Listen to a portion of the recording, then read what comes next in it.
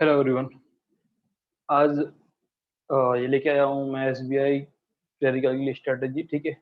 और स्ट्रेटजी जो है हमारी एकदम टू द पॉइंट होगी। और स्ट्रेटजी के अंदर इस बार मैंने दो पार्ट में डिवाइड किया है। दो पार्ट मतलब कौन से, एक न्यू कॉमर्स जो मतलब अभी स्टार्ट कर रहे हैं स्टडी, और जो पहली बार मतलब तैयारी शुरू करना चाहते हैं, पहली बार एसबीआई क्लरिकल का एग्जाम दे रहे हैं और अभी तक कोई तैयारी जिन्होंने नहीं की है, ठीक है। दूसरे वो लोग हैं, ऐसे लोगों के लिए भी मैंने सेपरेट एक सेक्शन लेके आया हूँ जो मतलब कंटिन्यू 2-3 साल से तैयारी कर रहे हैं, एग्जाम दे रहे हैं, फिर भी कोई सिलेक्शन नहीं हो रहा है, या फिर क्या है कि और भी उन्होंने कोई एग्जाम में अपियर हुए हैं बट अभी तक कोई सिलेक्शन नहीं हुआ है, तो उनके लिए भी मैं एक सेपरेट एक सेक्शन लेके आया हूँ, ठीक है। तो पहले हम लोग बात कर लेते हैं एसबीआई क्लरिकल। उसके लिए इसके पहले वाला वीडियो आप जरूर देख लें कि फॉर्म कैसे भरना है, कंडीशंस क्या है, टर्म्स एंड कंडीशन क्या है, उन सब के बारे में आप डिटेल में देख लीजिए, ठीक है।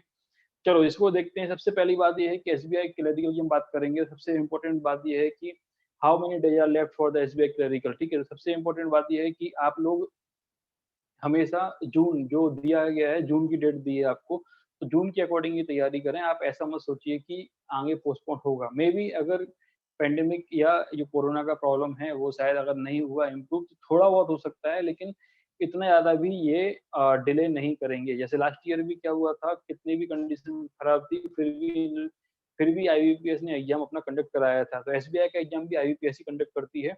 तो इसलिए आप लोग रेडी रहिए और जून के हिसाब से तैयारी कीजिए। तो वीक में मोटा-मोटा डेट पकड़ के चल रहा हूँ, फट मतलब 15 जून, मतलब 15 जून हम एक प्री की एग्ज़ाम्स की डेट मान सकते हैं। और 31st ऑफ जुलाई को क्या है, मेंस का एग्ज़ाम है। तो अगर हम आज से 15th ऑफ जून तक का भी अगर टारगेट करते हैं तो डेढ़ महीना हमारे पास है। डेढ़ महीना मतलब हो गया हमारे पास अप्रॉक्सिमेट कितने दिन है, 45 डेज़ हैं। तो हमारी जो स्ट्रैटेजी रहेगी वो कितने दिन की रहेगी, वो 45 डेज़ की स्ट्रैटेजी रहेगी। ठीक है, तो हमारी स्ट्रैटेजी कितने की, 45 डेज के लिए। चलो स्टार्ट करते हैं हम लोग। तो जैसा कि मैंने बोर्ड पे बहुत सारी चीज़ें लिख रखी हैं, उस पे हम बाद में आएँगे। पहले देखेंगे कि सबसे इम्पोर्टेंट बात जो है कट ऑफ की तरफ है ना। तो सबसे बड़ा दिक्कत ये रहता है लोगों में कि सर एक्चुअली में कट ऑफ हैं कितने और कैसे हमें पेपर क्लियर करना है। तो पहले कट ऑफ के बारे में बता देता हूँ मैं। कट ऑफ आप यहाँ पे देखिए, कट ऑफ जो मैंने 2 तरीके से दिए हैं, ठीक है। तो कट ऑफ जो है मैंने 2 तरीके से दिए हैं। 2 तरीके से मतलब क्या है, यहाँ पे दिया है, एक दिया है प्री का कट ऑफ दिया है और एक दिया है किसका कट ऑफ, मेंस का कट ऑफ दिया है। और ये मैं कट ऑफ की बात कर रहा हूँ किसकी, महाराष्ट्र की कट ऑफ के बारे में बात कर रहा हूँ अभी, ठीक है। तो ज़रा ध्यान से देखेंगे यहाँ पे तो लास्ट ईयर 2020 में ओपन का कट ऑफ कितना था, 59.75 था। कितना था, 59.75। और सा बाकी सारी कैटेगरी के लिए भी 59.75 था एक्सेप्ट एसटी के लिए 51.25 था, ठीक है। और 2019 में भी 62.25 कट ऑफ गया था किसका, ओपन का। और 2018 में 57 कट ऑफ गया था। तो आप देख रहे होंगे यहाँ पर लगभग 60 के अराउंड ही कट ऑफ है। मतलब आप देख रहे होंगे ऑन एन एवरेज 60 तक अराउंड है तीन ही में। तो हम भी इस साल ये प्रिडिक्ट कर सकते हैं कि अपना कट ऑफ जो है, कट ऑफ तो प्रिडिक्ट नहीं कर सकते, लेकिन हाँ अगर लेवल, एग्जाम का लेवल डिसाइड करता है कट ऑफ। इसलिए आप लोग ये मत सोचना कि ये कट ऑफ जो बता रहा हूँ वही जाएगा, क्योंकि अगर लेवल टफ आया है तो कट ऑफ डाउन हो सकता है, लेवल ज्यादा इजी आया है तो और ऊपर हो सकता है। इसलिए पहले से आप दिमाग के अंदर कोई परसेप्शन लेके मत जाइए एग्जाम में, अदरवाइज फिर आपका एग्जाम बिगड़ जाएगा, ठीक है। क्योंकि हम एग्जाम में परसेप्शन लेके जाते हैं कि नहीं मुझे तो 80 मार्क्स लेके आना है और 90 अटेम्प्ट ही करना है। और इन केस अगर ऐसा आप सोच के गए और गलती से एक दो क्वेश्चंस आपके रॉन्ग हो गए या आपके नहीं सॉल्व हो पाए, तो आप वहीं पे डिप्रेस हो जाएंगे, ठीक है। तो यहाँ आप देखेंगे तो यहाँ पे कट ऑफ जो देख रहे होंगे 60 के अराउंड है। अगर सेम लेवल का कट ऑफ गया तो हमको टारगेट ये रखना चाहिए कि हमारे मार्क्स 65 मार्क्स आना चाहिए, मतलब सेफ एंड साइड। क्योंकि हम थोड़ा आगे का टारगेट रखेंगे तभी हम थोड़ा पीछे तक आ पाएंगे, ठीक है। इसलिए 65 का हम लोग टारगेट रखेंगे कि हमारे प्री में 65 मार्क्स आना चाहिए। हालांकि कट ऑफ इससे कम भी हो सकता है, लेकिन मैं एक एक स्टडी कर रहा हूँ। हम लोग क्या, जब पढ़ाई कर रहे हैं तो इसलिए कर रहे हैं फाइनल सिलेक्शन होना चाहिए, ठीक है। मेंस की हम बात करते हैं तो मेंस में आप देखो जरा, मेंस में आप देखोगे 2020 में कट ऑफ गया था कितना, 84 गया था, ठीक है। और बाकी सारी कैटेगरी के लिए नीचे मैंने कट ऑफ लिखे हुए हैं, तो आप देख सकते हैं यहाँ पे बाकी सारी कैटेगरी के लिए 76.5 है।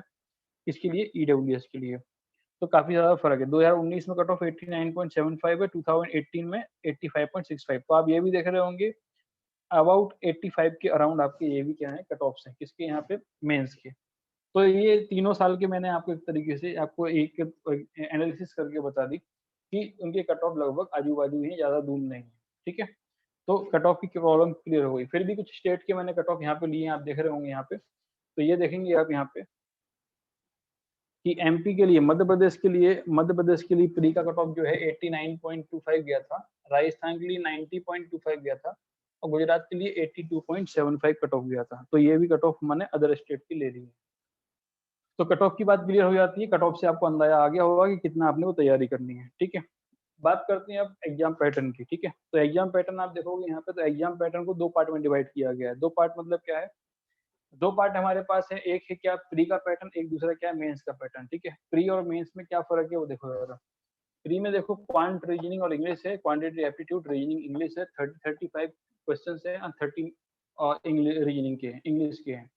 35 क्वांट के, 35 रीजनिंग के, 30 क्वेश्चन इंग्लिश के। एक एक नंबर के एक एक क्वेश्चन है, 20-20 मिनट हर एक सेक्शन के लिए मिलेंगे, और पूरा 1 घंटे का पेपर रहेगा प्री का। ठीक है, 20 मिनट का सेक्शन मिलने का मतलब ये, वही 20 मिनट के अंदर आपको वो सेक्शन सॉल्व करना होगा, और आप बीच में सेक्शन स्किप नहीं कर सकते, या आगे गए तो वापस पीछे नहीं आ सकते। ठीक है, तो ये बात क्लियर हो गई प्री के लिए। सेम चीज मेंस में भी है। मेंस में क्वेश्चन आप देख रहे होंगे 50 50 50 एंड 40। यहाँ पर देखो सारे एक नंबर का एक क्वेश्चन है, बस रीजनिंग में आप देखेंगे यहाँ पे, तो रीजनिंग वाला पार्ट जो है इसमें 50 क्वेश्चन 60 मार्क्स के लिए हैं, और 45 मिनट का टाइम मिलेगा। 190 क्वेश्चन 200 मार्क्स के लिए हैं, और 2 घंटे 40 मिनट आपको टाइम मिलेगा। ठीक है, बड़ी इंपॉर्टेंट बात यह है इसमें कि no sectional cut off, no sectional cut off. ठीक है, मतलब ये हो गया कि अगर आपको मान लो कट ऑफ लेके आना है कितना, 60 नंबर लेके आना है। 60 नंबर लेके आने का मतलब ये है कि अगर आपका इंग्लिश बहुत ज्यादा वीक है और आपको क्वांट रीजनिंग बहुत ज्यादा स्ट्रांग है, और क्वांट रीजनिंग में अगर आप नंबर लेके आते हैं कितने 30 या 31 मार्क्स ले भी लेके आए आते हैं, और 62 आपके मार्क्स अगर आ गए तो भी आपका सिलेक्शन हो जाएगा, भले ही आपका इंग्लिश में कुछ भी सॉल्व नहीं हुआ हो। मतलब सेक्शनल कट ऑफ का प्रॉब्लम नहीं है, ओवरऑल मार्क्स हमारे आना चाहिए। और ये बड़ी इंपॉर्टेंट और बड़ा ही अच्छा गोल्डन अपॉर्चुनिटी है कि विदाउट सेक्शनल कट ऑफ आप लोग यहाँ पे सिलेक्शन ले सकते हैं। आईयूपीएस में ऐसा नहीं है, आईयूपीएस में अभी भी सेक्शनल कट ऑफ है। ठीक है, तो मुझे लगता है आपको यहाँ तक बात समझ में आ गई है। नेक्स्ट अब आगे आते हैं कि अब ये देखना है हमको कि टॉपिक के ऊपर लोग बात करते हैं। पहले से टॉपिक कौन कौन से पढ़ने, अभी कम टाइम बचा हुआ है, कौन कौन से टॉपिक पे ज्यादा काम करना चाहिए, कौन से पे नहीं करना चाहिए, और सिलेक्शन हम लेंगे कैसे, इसकी स्ट्रेटेजी क्या है वो देखो यार। सबसे इंपॉर्टेंट बात है सिलेक्शन लेने के लिए हमारे पास जो स्ट्रॉन्ग पॉइंट होना चाहिए रीजनिंग। पेपर टफ आ गया तो हम कुछ बोल नहीं सकते, अगर नॉर्मल लेवल का आया तो रीजनिंग पे हमें पहले फोकस ज्यादा होना चाहिए। रीजनिंग में हमारा टारगेट ये होना चाहिए कि हम लोग 20 मिनट के अंदर 30 से 35 तक का टारगेट रखेंगे। ठीक है, बाकी टफनेस पे भी डिपेंड करता है। अगर नॉर्मल लेवल आ गया 30 से 35 क्वेश्चन हमें क्या है सॉल्व करने की हिम्मत करनी चाहिए, या अपनी स्ट्रेटेजी बनानी चाहिए कि हम 30 क्वेश्चन तो कम से कम रीजनिंग में सॉल्व करेंगे। ठीक है, बाकी रही बात क्वांट में, तो क्वांट में हमारे स्ट्रेटेजी भी वही होनी चाहिए 25 से लेके 28 तक की, या 30 तक भी जाएगा तो अच्छी बात है। इंग्लिश में भी 20 से लेके 30 तक की हमारी क्या होना चाहिए, अटेम्प्ट की स्ट्रेटेजी लगभग होनी चाहिए। तो इस तरीके से अगर आप स्ट्रेटेजी बनाएंगे तो आपको फायदा होगा। मतलब रीजनिंग हमारे पास क्या है यहाँ पे प्लस पॉइंट है, तो रीजनिंग में हमारे ज्यादा होना चाहिए। और देखो ये हम सोच के जा रहे हैं, ऐसी हमारी तैयारी होनी चाहिए, लेकिन इनकेस अगर पेपर में टफ आ गया, सेक्शन रीजनिंग का बहुत ज्यादा टफ आ गया, तो वो आपके लिए टफ है तो सबके लिए टफ है, डरने वाली बात नहीं है। लेकिन नॉर्मल कंडीशन में हमें ऐसा टारगेट रखना पड़ेगा कि इतने इतने अटेम्प्ट हमारे 20 मिनट में होना चाहिए। ठीक है, उसके लिए हम पूरी तैयारी करेंगे। अब उसमें क्या क्या टॉपिक करना चाहिए, ये लोगों के बहुत सारे मेरे पास मैसेज आ रहे हैं, क्या क्या पढ़ लें। तो जो मैं दिखा रहा हूँ, क्वांटिटेटिव एप्टीट्यूड में simplification, approximation, quadratic, percentage, average, number series, ratio and DI, इनको आप कर लेंगे तो एटलीस्ट ये है कि आप 25 क्वेश्चन तक अटेम्प्ट आराम से कर सकते हैं, केवल इन 7 टॉपिक के बिहाफ पे। 25 क्या, 25 से ऊपर भी ज्यादा कर सकते हैं। तो जितने लोग न्यू लोग हैं, मैं स्ट्रेटेजी दो तरीके से बता रहा हूँ। ठीक है, ये तो सबके लिए है कॉमन। ठीक है, कॉमन सबके लिए टॉपिक बता रहा हूँ, बाकी न्यू पे अभी ज्यादा फोकस है। अभी सेकंड सेक्शन ओल्ड पे लेके आता हूँ। तो ये सारे टॉपिक पहले सबको कर लेना। ठीक है, जितने भी लोग हैं सबसे पहले इन्हीं टॉपिक को कर लीजिए। ठीक है, सबको दिख रहा है यहाँ पे। दूसरा आता है रीजनिंग में। रीजनिंग में हमको सारे टॉपिक करने हैं, बस हम 2 टॉपिक छोड़ सकते हैं। कौन कौन से, लॉजिकल रीजनिंग छोड़ दीजिए, है ना, और मशीन इनपुट को। बाकी सारे टॉपिक करना रीजनिंग की, क्योंकि रीजनिंग में हमको आउट ऑफ मार्क्स लाने की कोशिश करना है, मतलब 30 से 35 आपके अटेम्प्ट होना चाहिए। ठीक है, इंग्लिश में सबसे पहले इंपॉर्टेंट बात है सब्जेक्ट वर्ब एग्रीमेंट की रूल सब लोग रिवाइज कर लें, वो तो कम से कम रिक्वायरमेंट है, मिनिमम रिक्वायरमेंट है वो। इसके अलावा रीडिंग बेस्ड इंग्लिश पे ज्यादा काम करें, रीडिंग बेस्ड पे, और इसकी क्विजेस सॉल्व करें और टेस्ट से इसका इंप्रूवमेंट करें। ठीक है, मतलब रीडिंग बेस्ड का मतलब क्या है, मैच द फॉलोइंग आते हैं, उसके बाद एक लाइन के अंदर पैराजम्बल्स आते हैं, ठीक है, उसके बाद पैसेज आते हैं, उनके ऊपर आप ज़्यादा वर्क करेंगे अच्छा रहेगा। मतलब इंग्लिश के लिए अलग से पढ़ाई करने के बजाय आप क्विज़ेस 15 मिनट वाले और फुल टेस्ट और उनके एनालिसिस से इंग्लिश को सीखने की कोशिश कीजिए, ठीक है? पढ़ना केवल सब्जेक्ट वर्ब एग्रीमेंट के रूल हैं। सब्जेक्ट वर्ब एग्रीमेंट के रूल आप पढ़ लेंगे तब भी आपको बहुत सारा यहाँ पे कवर अप हो जाएगा। तो मुझे लगता है कि मैंने तीनों के बारे में क्या-क्या पढ़ना है, तो उसके बारे में बता दिया। लेकिन मेरा मानना ये है पढ़ना तो ज़रूरी है, लेकिन पढ़ने से ज़्यादा प्रैक्टिस पे ज़्यादा काम करना है हमको। क्योंकि लोग टॉपिक वाइज़ बहुत से वीडियोज़ में बहुत सारे क्लासेस वाले बोलते हैं ये टॉपिक पहले कर लो, ये टॉपिक पहले कर लो। टॉपिक अलग पार्ट है, नॉलेज अलग पार्ट है और प्रैक्टिस अलग पार्ट है। तो आप टॉपिक तो करते रहेंगे धीरे-धीरे, लेकिन प्रैक्टिस हम नहीं छोड़ सकते। तो प्रैक्टिस में क्या करना है ज़रा वो देखो ज़रा ध्यान से, प्रैक्टिस में क्या करना है, ठीक है? तो प्रैक्टिस की हम अगर बात करते हैं यहाँ पे, तो देखिए ज़रा प्रैक्टिस का। पहले मैं न्यू लोगों के लिए लेके आया हूँ, हमारे वीक में 7 दिन है, ठीक है? वीक में कितने दिन है? 7 डेज़ हैं। आप एकदम न्यू हैं, आपने अभी तक कोई तैयारी नहीं की, उन लोगों के लिए मैं शुरू से बात कर रहा हूँ। तो आप लोग क्या करेंगे सबसे पहले तो इन टॉपिक पे काम करना स्टार्ट कर देंगे, ठीक है? और टॉपिक का जो सिलेबस है, सिलेबस भी मैं आपको डिस्क्रिप्शन लिंक में प्रोवाइड कर दूँगा, तो वहाँ से भी आप टॉपिक को देख सकते हैं, ठीक है? तो यहाँ से क्या हो जाएगा कि आप टॉपिक क्वांट में जैसे मान लो सिम्प्लीफिकेशन, एप्रोक्सीमेशन पे काम करना स्टार्ट कर सकते हो। यहाँ पर आप किसमें ऑर्डर रैंकिंग में या इनइक्वालिटी पे वर्क करना स्टार्ट कर सकते हो। यहाँ पर आप सब्जेक्ट वाइज़ एग्रीमेंट पे वर्क करना स्टार्ट कर सकते हो। अब पैटर्न क्या होगा वो देखो ज़रा। पैटर्न ये होगा कि मैंने इसको डिवाइड किया है अलग-अलग पार्ट्स में। कैसे अलग-अलग पार्ट्स में वो देखो।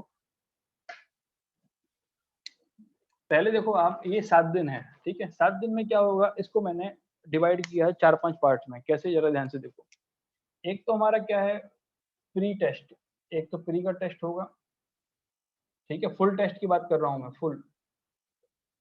फिर एक मेंस का टेस्ट होता है, ये भी फुल होगा। फिर एक होता है हमारा टॉपिक्स की बात होगी, मतलब टॉपिक किसके? कॉन्सेप्ट के टॉपिक। फिर क्या होता है हमारा टॉपिक के अलावा होता है यहाँ पे क्विज़ेस, ठीक है? क्विज़ेस के अलावा होंगे हमारे टॉपिक हो गए, क्विज़ेस हो गए, जीए हो गया, जीए या करंट अफेयर हो गया, ठीक है? इस पे हम लोग बात करेंगे। और एक होती है एनालिसिस। किसकी एनालिसिस?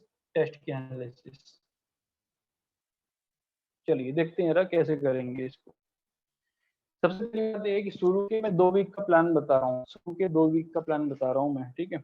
शुरू के 2 वीक में आप क्या करोगे वो देखो।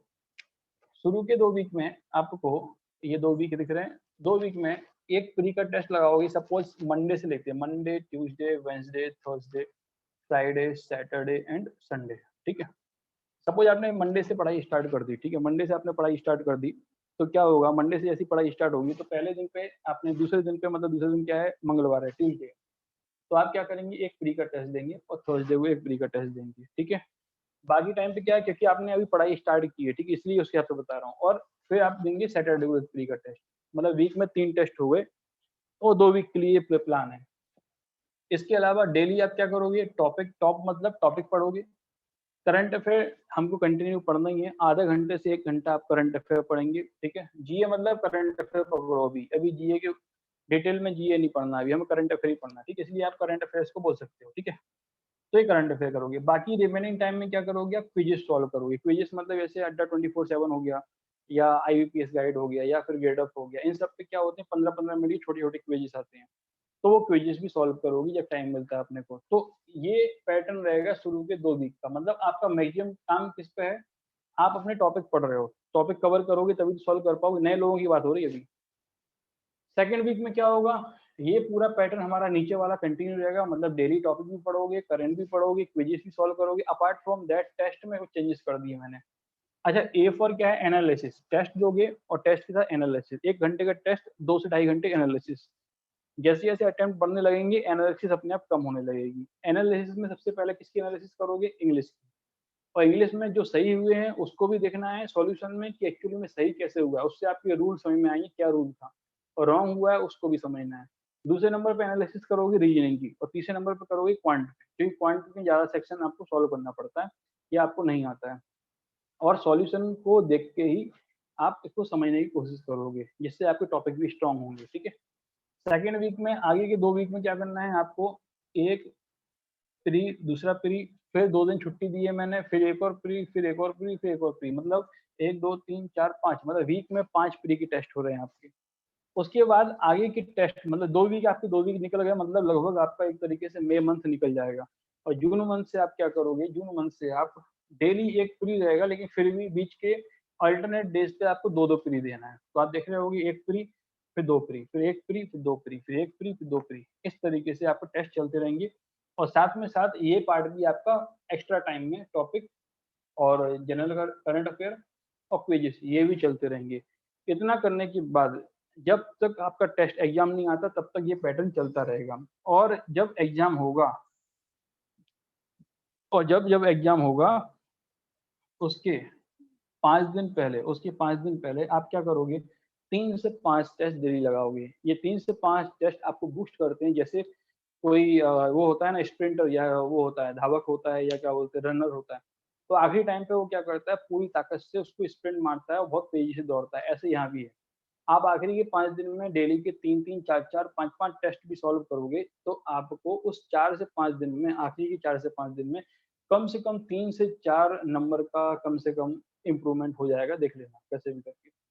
ठीक है? तो मुझे लगता है मैंने न्यू कमर्स के लिए बहुत बढ़िया स्ट्रैटेजी आपको बता दी है, ठीक है? तो आप उसको कर सकते हैं और बाकी के टॉपिक्स भी आप कवर कर सकते हैं। टॉपिक कवर करने के लिए बहुत सारे सोर्सेज़ हैं, आप उनको फॉलो कर सकते हैं, ठीक है? और रही बात टेस्ट के लिए, तो कौन-कौन से टेस्ट फॉलो कर लें, बहुत से लोगों के दिमाग में डाउट है यहाँ पे। देखो, टेस्ट बहुत सारे प्रकार के अवेलेबल है मार्केट में, है ना? ईज़ी लेवल पे टेक्स्ट बुक है, लेकिन थोड़ा वो ज़्यादा ईज़ी हो जाता है, तो थोड़ा अभी हम लोग अच्छे लेवल पे थोड़ा प्रेफरेबल हम देख सकते हैं। तो करियर पावर का एक टेस्ट देख सकते हो आप, प्रैक्टिस मॉक का एक टेस्ट देख सकते हो, स्मार्ट कीड़ा का एक टेस्ट देख सकते हो, एक ऑलिव बोर्ड। ये 4 ऐसे हैं जिनके अभी थोड़ा अच्छे लेवल के टेस्ट हैं। और टेक्स्ट बुक भी दे सकते हो बीच-बीच में, वो भी थोड़ा-सा ईज़ी लेवल है, तो कभी-कभी आपकी ज़्यादा बुरा स्कोर आता है, स्कोर अच्छा नहीं आ रहा, तो बीच-बीच में टेक्स्ट बुक भी सॉल्व कर सकते हो, ठीक है? इसलिए आपको मैंने टेस्ट के सोर्सेज़ बता दिए हैं, तो उनमें से आप कोई भी एक टेस्ट परचेज़ कर सकते हो। आप क्या करो, परचेज़ करने से पहले सबके एक-एक फ्री टेस्ट सॉल्व करके देख लो। कौन-सा आपको ज़्यादा कंफर्टेबल लग रहा है तो देख सकते हो, ठीक है ना? तो आपको बता दी, करियर पावर है, स्मार्ट कीड़ा है, प्रैक्टिस मॉक है, ऑलिव बोर्ड है, ये 4 प्रेफरेबल है, ठीक है? तो इनके अकॉर्डिंग आप टेस्ट परचेज़ कर सकते हैं कोई भी एक। अब हम बात कर लेते हैं उन लोगों के लिए जिन लोगों जो काफ़ी टाइम से तैयारी कर रहे हैं, या जिनकी तैयारी हो चुकी है, मतलब टॉपिक उन्होंने एक बार किए हैं या कहीं पे उन्होंने क्लासेस कर रखी है, लेकिन अब उनको देना है एग्ज़ाम। मतलब अब उनका काम क्या होगा वो देखते हैं ज़रा। तो हम आते हैं अब ओल्ड लोगों के लिए किस तरह की स्ट्रैटेजी होगी उस पे देख लेते हैं, ठीक है?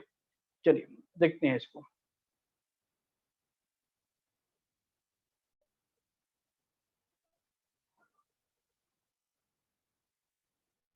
ठीक है?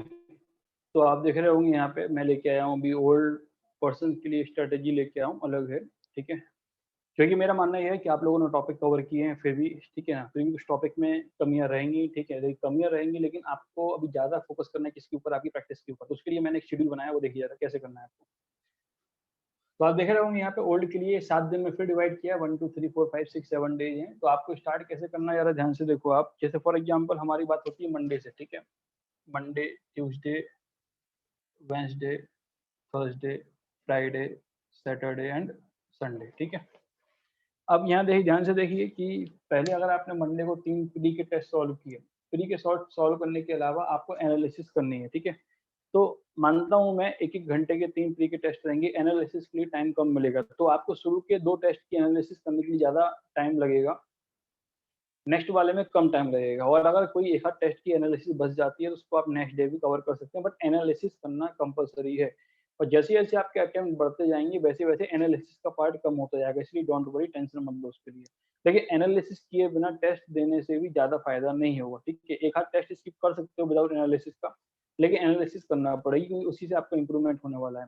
दूसरी बात, आपको टॉपिक ज़्यादा पढ़ने की ज़रूरत नहीं है, टॉपिक के बजाय आप पेपर को सबमिट करने के बाद उसकी एनालिसिस में जो क्वेश्चंस आपको नहीं समझ में आ रहे हैं, उसके सॉल्यूशन से देख के खुद को समझने की कोशिश कीजिए, उसी से आपके टॉपिक भी स्ट्रॉन्ग होंगे और टॉपिक वाइज़ अलग से जाने की ज़रूरत नहीं है। हम टॉपिक वाइज़ अलग से जब जाएँगे, आपको पता है कंटिन्यू, मान लो आपके टाइम एंड वर्क का क्वेश्चन सॉल्व नहीं हो रहा है, कंटिन्यू आपके सोलॉजिज्म में क्वेश्चन रॉन्ग हो रहे हैं, इसका मतलब आपको टॉपिक को फिर से एक बार रिवाइज़ करने की ज़रूरत है, तो हम टॉपिक की तरफ जाएँगे। तो मैंने कैसे डिवाइड किया है इसको देखो ज़रा। आप पहले दिन 3 पेपर सॉल्व करेंगे, तो आई थिंक फिर आपको उसके बाद में टाइम ज़्यादा नहीं मिल पाएगा। बट हाँ, 15-20 मिनट या आधा 1 घंटा करंट अफेयर फिर भी पढ़ेंगे, ठीक है? 3 टेस्ट और करंट अफेयर। दूसरे दिन क्या होगा, 1 प्री का टेस्ट देंगे। 1 प्री का टेस्ट मैंने क्यों रखा है क्योंकि आप टेस्ट कंटिन्यू दे रहे हैं और इम्प्रूवमेंट नहीं हो रहा है तो टेस्ट का फायदा नहीं है। इसलिए इस दिन केवल एक टेस्ट देना, बाकी टाइम किस पे दोगे आप? करंट अफेयर तो है ही, एनालिसिस और टॉपिक पे। जो टॉपिक है, टॉप मतलब टॉपिक पे काम करोगे। अगले दिन फिर क्या करोगे? एक मेंस का टेस्ट दोगे, एनालिसिस करोगे, करंट अफेयर, फिर टॉपिक करोगे। मतलब वीक में मैंने ऐसे 2 दिन रखे हैं, उन 2 दिन पे 2 मेंस के टेस्ट होना चाहिए, एक-एक टेस्ट होना चाहिए और कम से कम 2 दिन ऐसे होना चाहिए जहाँ पे 3 प्री के टेस्ट देना है। आप बोलोगे सर 1 दिन में 3 क्यों दिलवा रहे हो? 3 प्री के टेस्ट देने से क्या होता है, हमारे दिमाग पे बहुत ज़्यादा लोड आता है और हमारा दिमाग पे भी कैपेसिटी बढ़ती है और स्पीड भी आपकी इंक्रीज़ होगी। तो मेरा मानना ये है कि ऐसे 3 दिन होना चाहिए, 2 दिन यहाँ पे आपका क्या होगा, आपके 3 टेस्ट सॉल्व होना चाहिए। ठीक है? उसके बाद फिर बाकी की, लेकिन डेली का 1 प्री का टेस्ट हमें सॉल्व करना ही करना है। फिर भी कभी ज़्यादा बहुत ज़्यादा लोड हुआ, बहुत ज़्यादा प्रॉब्लम हुई, तो कभी आप एक आध दिन कोई एक प्री का टेस्ट स्किप भी कर सकते हैं। डिपेंड्स, लेकिन ये किस लिए होना चाहिए कि आप कोई इम्प्रूवमेंट करना चाहते हो या आपको लगता है कोई टॉपिक पे ज़्यादा काम करना है तो। बट ये टेस्ट दिए बिना कुछ होने वाला नहीं है, इसलिए टेस्ट का पैटर्न तो आपको यही फॉलो करना पड़ेगा, ठीक है? और फिर टॉपिक के बारे में मैंने आपको बता दिया, टॉपिक, करंट अफेयर। और बाकी एक्स्ट्रा टाइम में आप क्या करोगे, जब आप सोते वक़्त या कुछ भी क्विज़ सॉल्व करोगे। वही मैंने बताया 10-10, 15 मिनट की क्विज़ है। तो एक्स्ट्रा टाइम में आप क्विज़ सॉल्व करेंगे। तो इस तरीके से आप देख रहे होगे लगभग आपका पूरा होल डे ब्लॉक हो चुका है। तो अगर अपने को 1.5 महीने के अंदर सिलेक्शन लेना है तो ये मेरा पैटर्न आपको फॉलो करना पड़ेगा। तो ये पैटर्न था किसके लिए? मई मंथ में। लगभग 1 महीने तक आप ऐसा फॉलो करके देखो, आप देखोगे आपके अटेम्प्ट बहुत ज़्यादा प्री में बढ़ चुके होंगे और आपके टॉपिक भी बहुत जल्दी स्ट्रॉन्ग हो जाएँगे। किसकी वजह से? एनालिसिस को देखते-देखते, ठीक है? हम आते हैं अब जून महीने में। जून महीने में आएँगे तो अब क्या करेंगे हम लोग, मेंस को कम कर देंगे, प्री पे आएँगे। तो मेंस का फिर भी एक टेस्ट हम चलेगा। एक टेस्ट केवल मैंने दिया है किसका? मेंस का। बाकी सारे किसके टेस्ट चल रहे हैं? प्री के। तो आप देख रहे होंगे यहाँ पे क्या करेंगे आप, 3 टेस्ट प्री के, फिर 1 टेस्ट प्री का, फिर 3 टेस्ट, फिर 1 टेस्ट, फिर 1 मेंस का, फिर 1 प्री का, फिर 3 किसके हो जाएँगे? प्री के हो जाएँगे। इस तरीके से टेस्ट आपको चलता रहेगा। अपार्ट फ्रॉम दैट बचे हुए टाइम में आप क्या करोगे? करंट अफेयर हमारा डेली रहेगा चालू। करंट अफेयर डेली चालू रहेगा। वो छोड़ना नहीं, उसके बिना मेंस नहीं निकलेगा। और बच गया फिर बाकी टाइम में तो फिर टॉपिक को और क्विज़ को कर सकते हो। और आखिरी के लास्ट के 7 डेज़ पकड़ सकते हो या 5 डेज़। 5 टू आखिरी के 5 टू 7 डेज़, मतलब मान लो आपका पेपर है 15 जून को, तो आप ये समझ लीजिए 8 से 10 जून के से या 10 जून से आप डेली के 3, 4, 5 जितनी आपकी कैपेसिटी है, जितनी ज़्यादा आप सॉल्व करोगे, आप देखोगे लास्ट टाइम में 4 से 5 क्वेश्चन्स की आपकी मतलब अटेम्प्ट बढ़ जाएँगे और वही आपको सिलेक्शन दिलाने वाले हैं। तो ये है स्ट्रैटेजी किसके लिए? और लोगों के लिए। इसके लिए आपके रिगार्डिंग कोई भी डाउट रहेगा तो आप कमेंट करके या मुझसे कॉन्टैक्ट करके इसके बारे में डिस्कस कर सकते हैं। तो मुझे लगता है मैंने आपको स्ट्रैटेजी बहुत एकदम प्रॉपर स्ट्रैटेजी बताई है, जिसके अंदर मैंने पढ़ने की बातें कम की हैं, मैंने इस पे बात ज़्यादा की है कि आपका सिलेक्शन कैसे होगा, उस पे ज़्यादा काम किया। और आपने ये भी समझ लिया कि सिलेक्शन का एक ही पॉइंट है, वो टेस्ट। जितने टेस्ट होंगे उतने सिलेक्शन होंगे। आप सोचोगे मैं पढ़ लूँ, आप पढ़ते रह जाओगे, नॉलेज बहुत हो जाएगी लेकिन सिलेक्शन नहीं होगा। इसलिए इस बातों को ध्यान रखो। और कुछ लोगों के दिमाग में होगा सर करंट अफेयर के लिए कैसे करें? आप बोल रहे हैं करंट अफेयर, तो क्या करो, करंट अफेयर के लिए आप एक सोर्स वीडियो का फॉलो करो और एक सोर्स आप नोट्स का फॉलो करो।